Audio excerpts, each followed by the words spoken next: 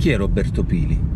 Roberto Pili è un filmmaker, un regista, un videooperatore, un documentarista che si muove tra le arti e gli artisti dell'isola, mostrando tutto quello che di sommerso c'è in certi settori e in certi linguaggi dell'arte contemporanea nell'isola.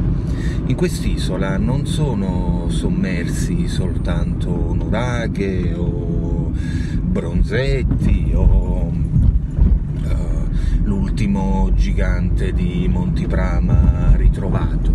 In quest'isola è sommerso tutto ciò che è reale ricerca artistica contemporanea.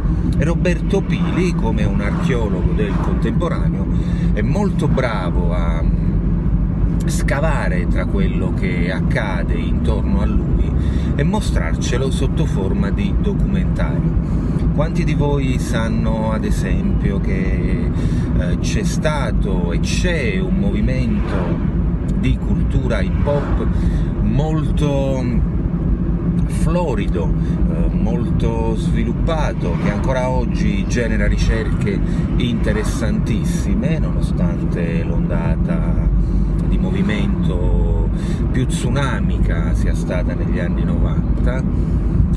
Quanti di voi lo sanno? Roberto Pili ha girato un documentario che racconta la cultura hip hop in Sardegna, ma non solo, Roberto Pili ha anche girato un documentario che racconta la cultura punk in Sardegna.